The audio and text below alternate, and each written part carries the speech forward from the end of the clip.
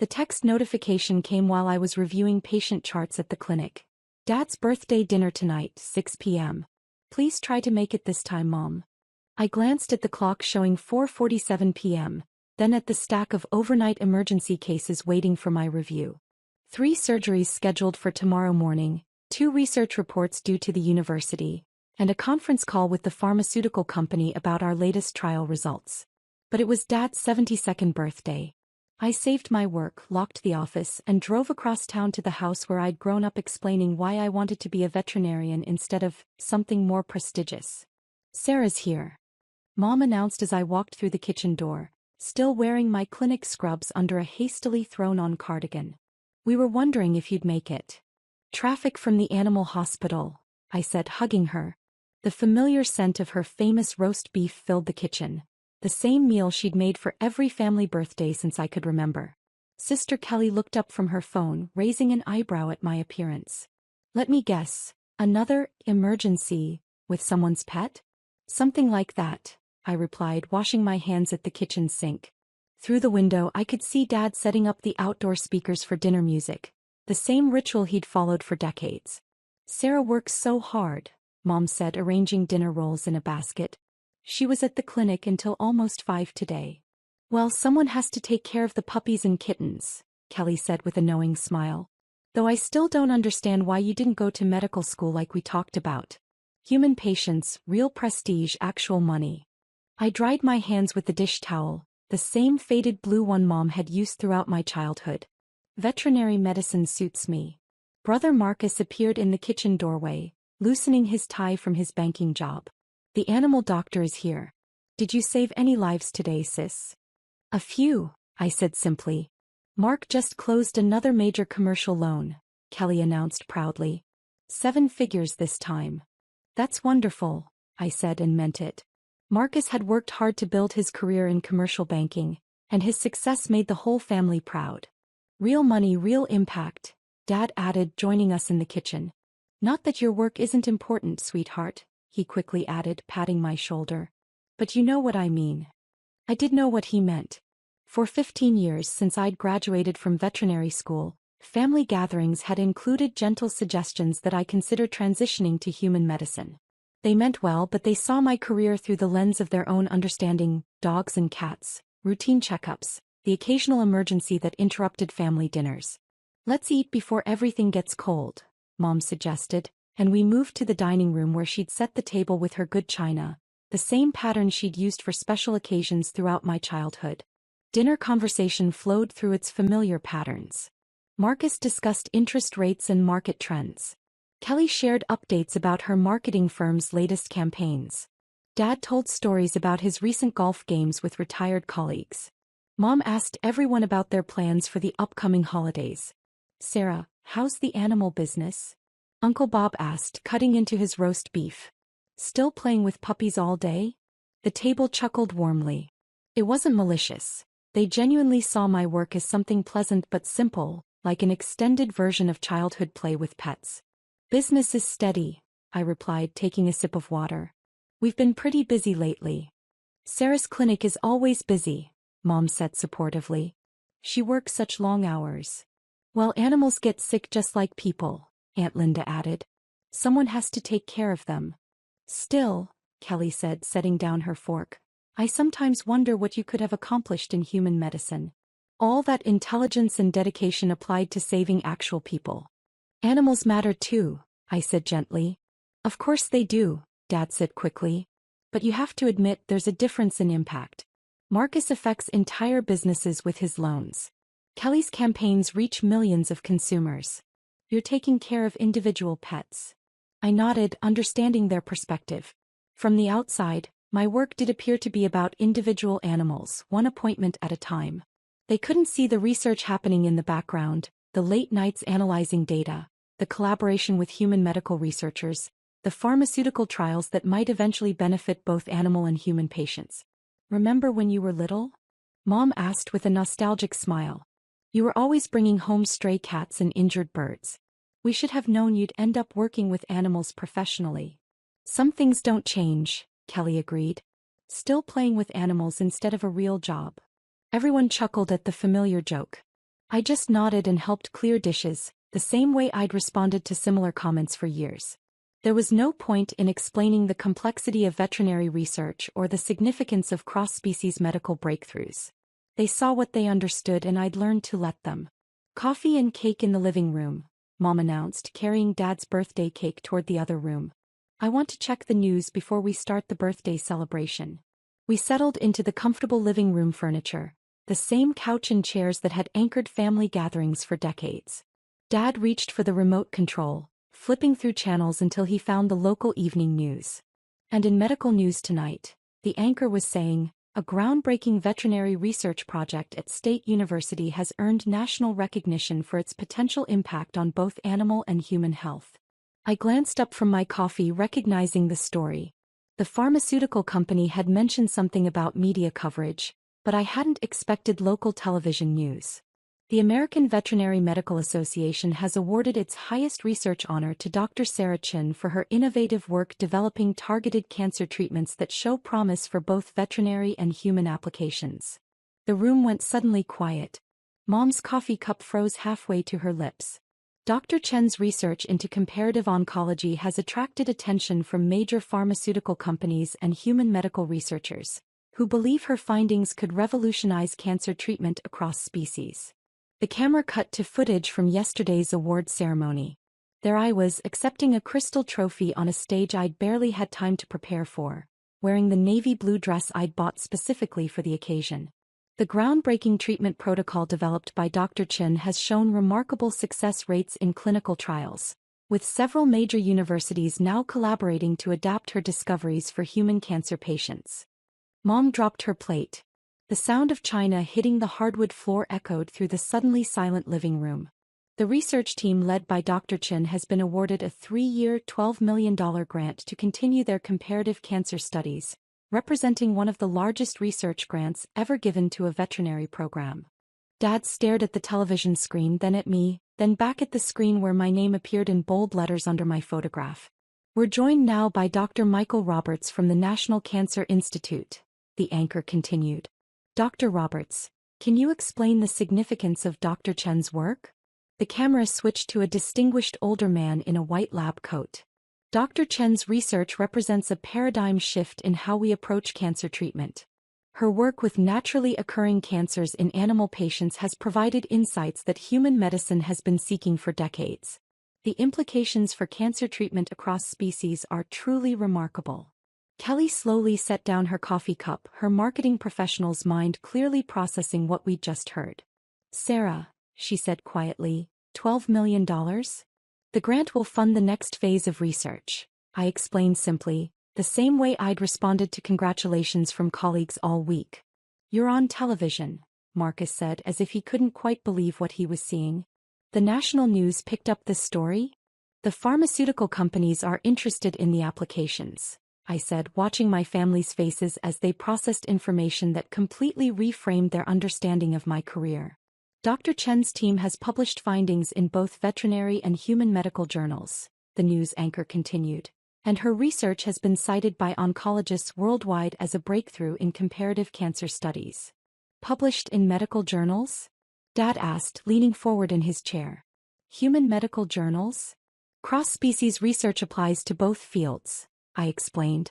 Cancer behaves similarly across mammalian species, so discoveries in veterinary oncology often translate to human medicine. The news segment continued with footage of the research facility where I spent most of my days, the laboratory equipment that looked nothing like a traditional animal clinic, the sophisticated imaging technology that rivaled any human hospital. But you never mentioned any of this, Mom said, still staring at the television screen where my photograph remained displayed alongside impressive research statistics. You never asked about the research side of my work, I said gently. When people ask about veterinary medicine, they usually want to hear about the animals, not the data analysis. Data analysis? Uncle Bob repeated as if the words didn't fit with his understanding of animal care. Most of my time is spent analyzing treatment outcomes, reviewing pathology reports and developing new therapeutic protocols, I explained. The patient care is actually a small part of what I do. The grant funding will allow Dr. Chen's team to expand their research to multiple veterinary teaching hospitals, the anchor explained, with the goal of developing treatments that can benefit both animal and human cancer patients. Kelly pulled out her phone, clearly searching for more information. Sarah, there are articles about you in major medical publications. Forbes has a piece about your research. You're listed as one of the top veterinary researchers in the country. The pharmaceutical companies have been tracking the research progress, I said, accepting that my family's understanding of my career was shifting rapidly. Cancer treatment is a significant market for both animal and human applications. Why didn't you tell us about any of this? Dad asked, and I could hear genuine confusion in his voice. All these years we thought you were just treating pets. I am treating pets, I said. But cancer treatment requires understanding the disease at a molecular level. The research that helps animals also advances human medicine. Marcus shook his head slowly. $12 million in research funding. That's more than my bank approves for most commercial developments. And you've been doing this while we've been telling you to get a real job, Kelly said, and I could see her processing the irony of her marketing background compared to the medical research I'd been conducting quietly for years. Your work is helping develop cancer treatments for people? Mom asked, finally setting down her coffee cup. Actual human cancer treatments? The research crosses over, I confirmed. Naturally occurring cancers in dogs often mirror human cancers more closely than laboratory models. Successful treatments in veterinary patients can be adapted for human applications. The news segment concluded with information about the upcoming research expansion and additional collaborations with human medical centers. My photograph remained on screen as the anchor transitioned to the next story. Dad reached for the remote control and muted the television. The living room fell into contemplative silence, broken only by the distant sound of birthday party music still playing from the outdoor speakers. Sarah, he said finally, I owe you an apology. We all do. You don't owe me anything, I replied honestly. I chose not to explain the research side because people are usually more interested in the animals. But we're your family, Mom said, tears forming in her eyes. We should have understood what you were really doing all these years. You knew I was doing work that mattered to me, I said. That was enough. Kelly looked up from her phone, where she'd been reading articles about veterinary research. This says your work has potential applications for childhood cancers. You're helping develop treatments for children with cancer. Some of the protocols show promise for pediatric applications, I confirmed.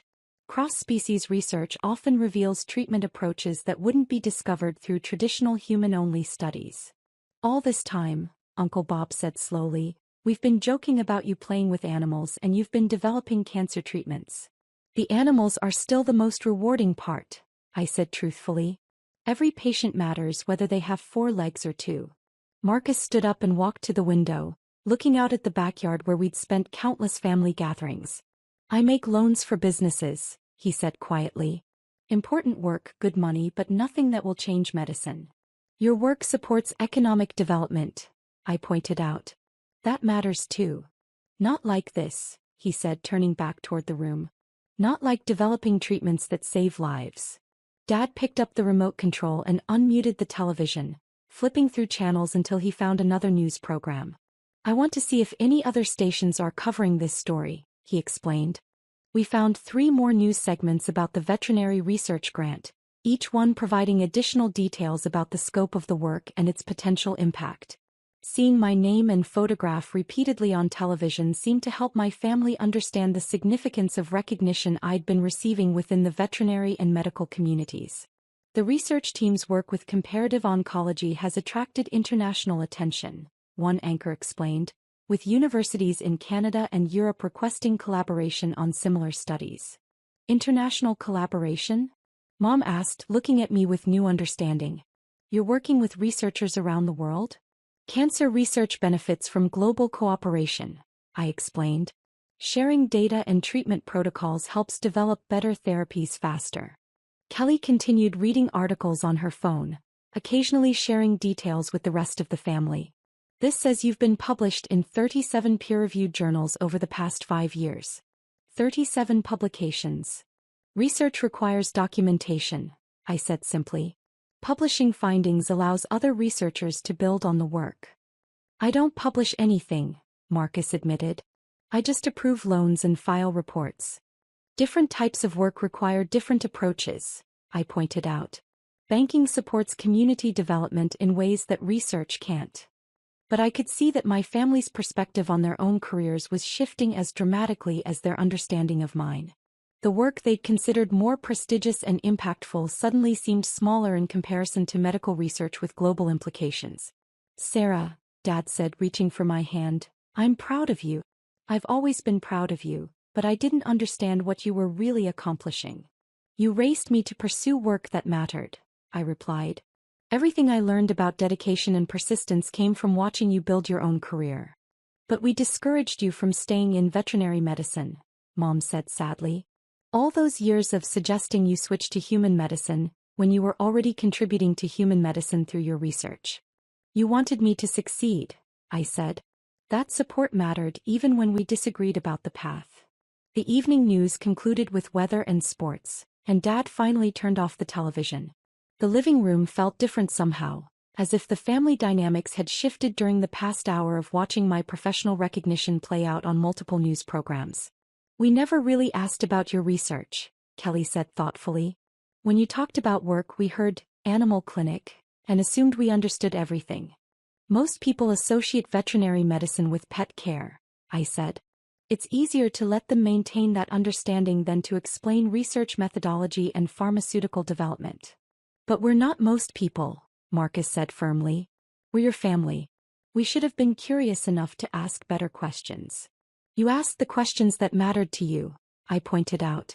Whether I was happy, whether I felt fulfilled in my work, whether I was financially stable. Those are good questions. Dad stood up and walked to the mantelpiece where Mom had displayed family photographs spanning decades. He picked up a picture from my veterinary school graduation, where I stood smiling in my cap and gown between my proud parents. You were so determined to become a veterinarian, he said, studying the photograph. Even when we suggested alternatives, you never wavered. I knew what I wanted to do, I confirmed. Research was always part of the plan, even if I didn't explain it well at the time. And now you're changing cancer treatment, Mom said as if she still couldn't quite believe it. Our daughter is helping develop treatments that will save lives. The research team is developing treatments, I corrected gently. Science advances through collaboration, not individual efforts. But I could see that my family needed time to process the gap between their perception of my career and the reality of my professional accomplishments. Years of gentle jokes about playing with animals had created a narrative that was difficult to reconcile with $12 million research grants and international medical collaboration. I want to understand your work better, Kelly said decisively. Not just tonight but ongoing. I want to know what you're researching and why it matters. I'd like that, I replied honestly. The research can be complex, but the goals are straightforward, better treatments for patients, whether they have 4 legs or 2. Can we visit your laboratory? Marcus asked. I want to see where this research actually happens. Of course, I said.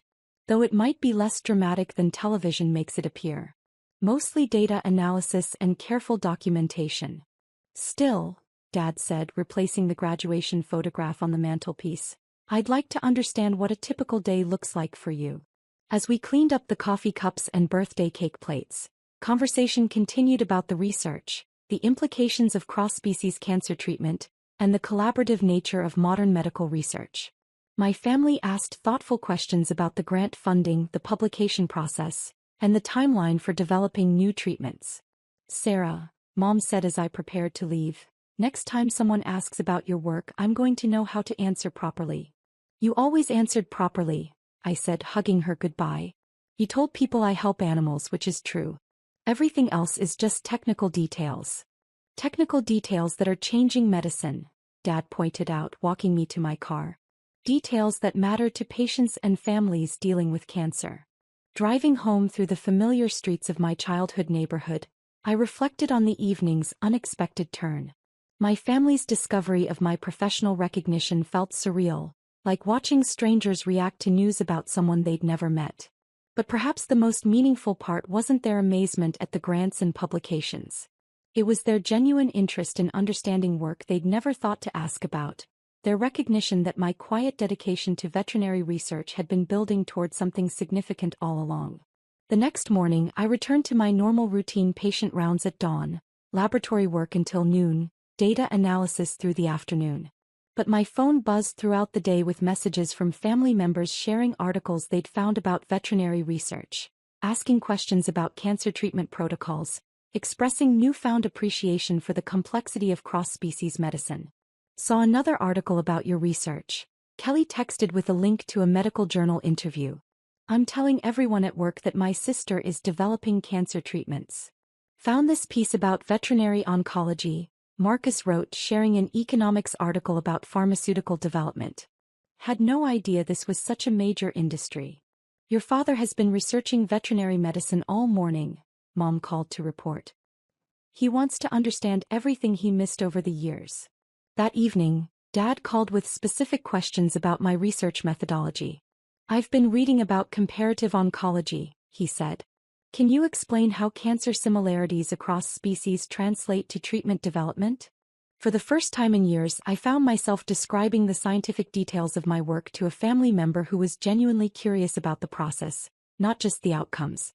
We talked for an hour about research design, peer review, collaboration protocols, and the long-term goals of cross-species cancer treatment. I'm sorry it took a television news program for us to understand what you've been doing, he said before hanging up. But I'm grateful we finally know. 2 weeks later, my entire family visited the research facility. They toured the laboratory, met my research team, and watched a presentation about our current studies. Mom asked thoughtful questions about animal welfare in research settings. Kelly wanted to understand the marketing and communication challenges in medical research. Marcus inquired about the economics of pharmaceutical development. This is incredible, Dad said, watching sophisticated imaging equipment analyze tissue samples. This is nothing like what I imagined when you said you worked with animals. We do work with animals, I explained, introducing him to one of our canine cancer patients receiving experimental treatment. But modern veterinary medicine requires the same scientific rigor as human medicine. More rigorous in some ways, added Dr. Peterson, my research partner. Veterinary patients can't communicate symptoms verbally, so we rely heavily on objective data and careful observation. As my family learned about the day-to-day reality of veterinary research, I realized how much I'd contributed to their misunderstanding by accepting their simplified version of my career. I'd allowed them to maintain comfortable assumptions rather than challenging them to understand the complexity of modern veterinary medicine. Why didn't you insist that we learn about this years ago? Kelly asked as we concluded the laboratory tour. You never seemed interested in the technical aspects, I replied honestly. When I mentioned research, people's eyes would glaze over. It was easier to talk about the animals. But we missed so much, Mom said sadly. All these years of important work, and we treated it like a hobby. You treated it like work that made me happy, I corrected. That's what mattered most. 6 months later, when the research team published our latest findings in both veterinary and human medical journals, my family read every article. They understood enough about the scientific process to ask informed questions and celebrate the significance of peer review and publication. Dr. Sarah Chin and her research team have demonstrated remarkable success with their innovative cancer treatment protocol. Dad read aloud from the medical journal abstract at our next family dinner. The implications for both veterinary and human oncology are substantial. That's our Sarah, Mom said proudly, and for the first time I felt that my family truly understood what those words meant. The recognition and research grants were professionally satisfying, but having my family finally understand and appreciate the complexity of veterinary medicine meant more than any award.